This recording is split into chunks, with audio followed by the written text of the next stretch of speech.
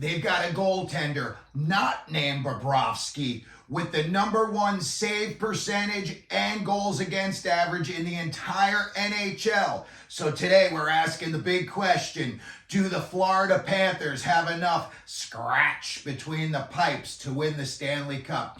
Hey everybody, welcome into Clearing the Benches, your one-stop shop for daily fresh hockey content. If you go ahead and hit your subscribe button right now, every single day we'll bring you a new hockey video to enjoy.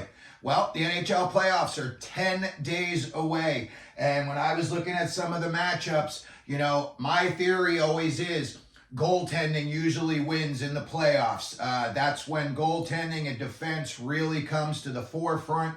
A lot of these 7-5 games in the regular season become 3-2 and 2-1 games when the playoffs roll around. People don't take as many chances offensively. They're quicker to back check. They're quicker to track their defensive opponent. And just in general, the ice gets a lot smaller. You have a lot less room to move around. And as we all know, that blue paint around the goalie shrinks up big time. So today when I was looking at Florida's goaltending tandem, I looked and all of their numbers are at the top, both as a goaltending tandem and Anthony Stolar's personal numbers are #1 in the league. So let's take a better look at this and let's see where they're coming in right now. As a team goaltending tandem, they've got 49 wins. They've got a 246 goals against. They've got a .917 save percentage, and they're coming in with 7 shutouts. Right behind them, and I mean like almost identical. I think the wins and losses are actually identical, but the Winnipeg Jets and Connor Hellebuck are coming in just a hair behind the Florida Panthers. Winnipeg's got a .922 save percentage, but they've also got a .247 GAA. Those are big time stellar numbers, especially when the playoffs roll around. But Florida's numbers overall are just a hair better. When I take a look at Bobrovsky's number this year, he's coming in. He's got a .243 goals against average, a .913 save percentage, and he's already got 5 shutouts. Anthony Stolarz, #1 across the board in the league, 2.03 GAA, and he's got a .925 save percentage, and he's got 2 shutouts to add to that. Those are some very, very impressive numbers, and when you look at their defensive core, you see guys like Gus Forsling coming in at like a +49, and now they're getting Aaron Ekblad back, and I think he's around a +25, +27 in that area right there. So that's definitely going to be a big help. But as far as their goaltending, just standing on their own, I mean, these guys stand on their head and they do it all. They don't really get rattled in any situations when there's chaos around the net, especially Bobrovsky stays extra cool and calm. When I was looking at the teams that they could be going up against the playoffs, it's pretty much locked up in round 1. They're going up against Toronto. And this year, the Florida Panthers were 1-2 against the Toronto Maple Leafs. They've got 1 game left, and so far the Panthers have scored 8 goals and they've given up 9 goals. But again, these are all tight games. So in the playoffs, these are coin toss games, and it usually comes down to who's got a better goaltender or whose goaltender's hotter at the moment. If they were to make it to round 2, they could have a little bit of a hiccup, but they were 0-4 against the Boston Bruins, but the big but is that they were all 1-goal games except one, and that was only a 2-goal difference. So again, these are coin toss games, and we saw what Florida did last year against Boston. They never quit. They had fight until the very end. So if these two were go up against each other, now you're looking at 2 teams. Both of them have 2 really good goalies. I would imagine that if they went up against each other, they would be very, very low-scoring games. When you look at these teams, Florida as a whole is coming in at a +60 into the playoffs.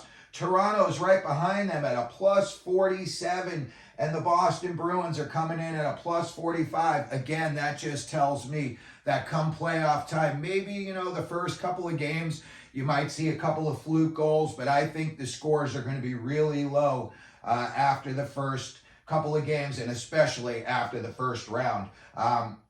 If Florida were to make it, out of their division and they would get into the next one, they were 2-1 against the New York Rangers this year. Again, all very close games. You had 11 goals for the Panthers, and they gave up 9 Ranger goals.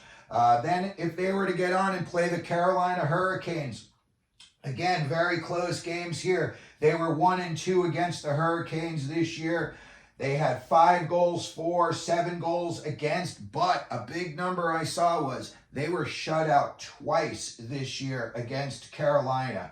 If the Florida Panthers were to make it out of the Eastern Conference, and to me that is definitely a very big possibility, I would say they've got really good odds to get out of the East. And if they were to make it over into the West, again, now you're looking at, you get that deep and you're already in the finals.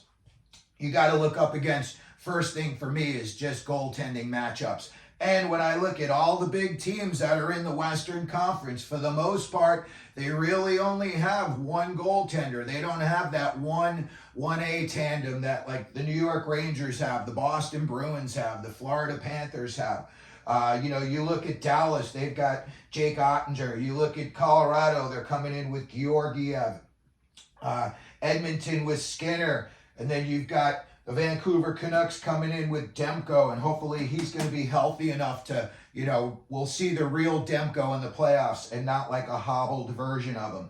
But when I look at Florida's goaltending numbers, they are very, very impressive. And again, come playoffs, these are all usually going to be real tight games. You're going to probably see mostly 1 and 2 goal differences in the playoffs. And I think the Florida Panthers could definitely make a deep run, especially if they're getting equal goaltending out of Stolarz as they're getting out of Bobrovsky.